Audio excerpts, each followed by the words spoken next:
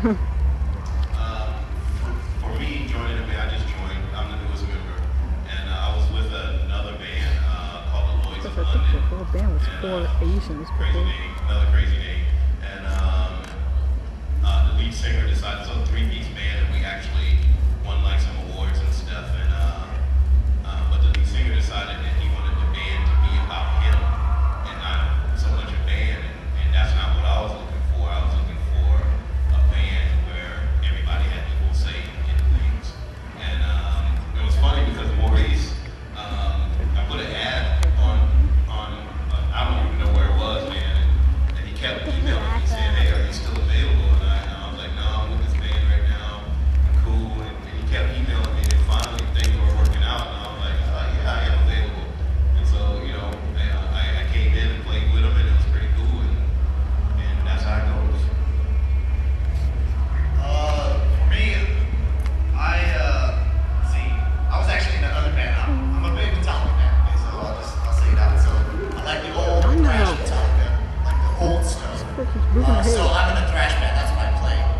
And you know, in a thrash band, all you're playing is quick, just distortion, you know, and very few interludes here or there where it's clean, but it's mainly distortion. Anyway, so our drummer, he barely could practice. We weren't really doing any gigs or anything like that. And I was like, well, I'm gonna look for something else because I want to play, you know, I want to get out there and play. And I saw an ad, I think it was on Craigslist, and I saw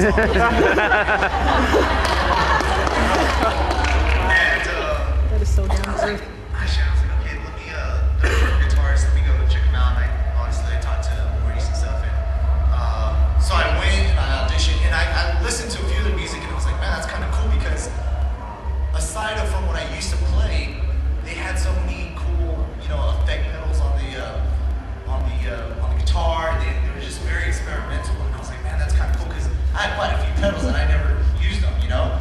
So I was like, man, that's kind of cool. It's going to allow me to experiment and do different things, and you know, actually use my pedals and whatnot. And so that's why I was like, oh, it's awesome. I'm going to go try it out. And so I went and tripod. Try it out. You know, kept going, learning the songs. Be much easier. I can't lock my arm. It starts to hurt.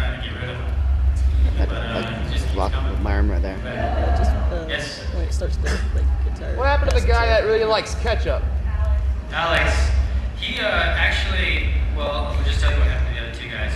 We had another lead guitarist, Daniel, who had only played with us for about a year, and he got married, and then traveling was hard for his wife didn't really like it that much, or it was like hard on the relationship, so she kind of wouldn't let him do that anymore, so he had to, you know, stop, and that's when we started looking for another lead guitarist. And then Alex actually was, he was playing for our band, and then he was occasionally playing for his church band, or like a couple different church bands or something like that. And so eventually he just decided that he's just going to keep doing that.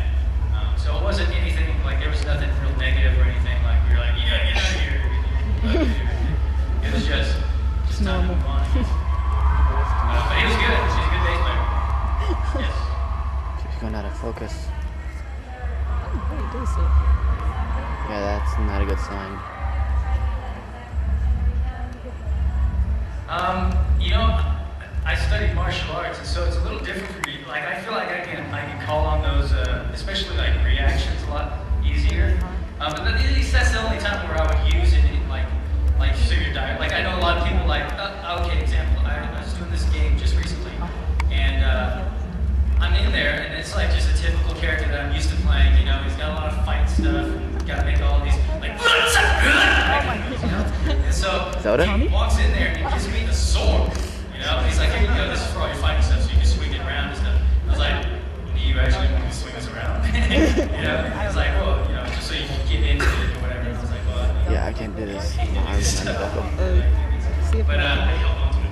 Can you hold that? But it was like, I just get on my toes, you know, and if it's like, especially if it's like a big scene, then I'll just do a little bounce up here with the diaphragm, like adjust it.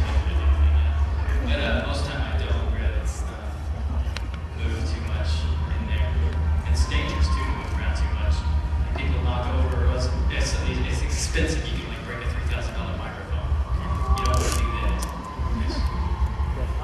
When you're doing voice work, especially for things, you know, like shows that are are showing together, you know, like Bleach and Kogias. Is it hard to keep your characters separate when you're doing one or the other? If it's in the same day, it's sometimes it would be tough if they're close. Like Bleach and Kogias, it's very similar. The only difference really is Lelouch is slightly higher, and he like if I say I'm walking somewhere, I would actually say I'm walking somewhere, where Ichigo would say walking. You know, so it's a slight change, and that's the only thing. So most people won't get it. They'll just be like, sounds exactly the same. You know, but there's just those